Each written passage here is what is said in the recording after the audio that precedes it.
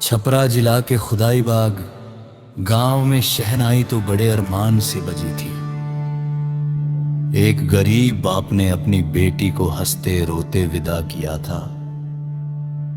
उसने सोचा था, मेरी बिटिया अब अपने घर में खुश रहेगी।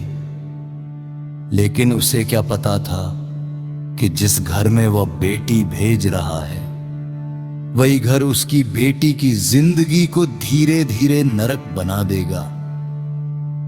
शादी के कुछ दिन बाद ही दहेज की मांग शुरू हो गई।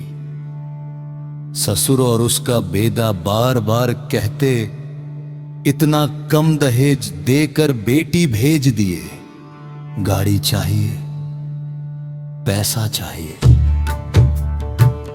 गरीब बाप हाथ जोड़ता रहा, कहता रहा, बाबू हम गरीब आदमी हैं, जितना था सब बेटी की शादी में लगा दिए।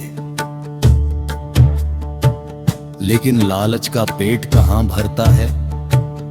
वो लड़की हर दिन तानों में जी रही थी। कभी खाना नहीं दिया जाता, कभी मारपीट होती, कभी रात रात भर रोती रहती।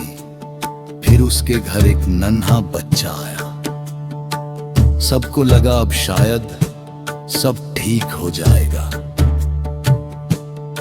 लेकिन अत्याचार और बढ़ गया। मासूम बच्चा मां की गोद में रोता रहता और मां अपने आंसू छिपाकर उसे चुप कराती रहती। कई बार लड़की अपने पिता को फोन करके रोती थी, बाबू हमसे अब सहा नहीं जाता। लेकिन गरीब बाप करे भी तो क्या करे। उसकी मजबूरी उसकी बेटी की चीख से भी बड़ी बन गई थी। एक दिन फिर घर में झगड़ा हुआ। दहेज को लेकर गुस्सा इतना बढ़ा कि इंसानियत मर गए। बताया जाता है कि ससुर और उसका बेदा दोनों मिलकर उस बेबस लड़की को बहुत मारे। वो चीखती रही, रोती रही, लेकिन किसी का दिल नहीं पसीजा। और आखिर में उसकी सांसें हमेशा के लिए बंद हो गई। जिस लड़की ने नए घर में सपने लेकर कदम रखा था, उसी घर ने उसकी जिंदगी छीन ली। जब खबर मायके पहुंची तो बूढ़े मां बाप जमीन पर गिरकर रोने लगे। मां बार बार सिर्फ एक ही बात बोल रही थी, हे भगवान हम अपनी बेटी को विदा किए थे, उसकी लाश देखने के लिए नहीं।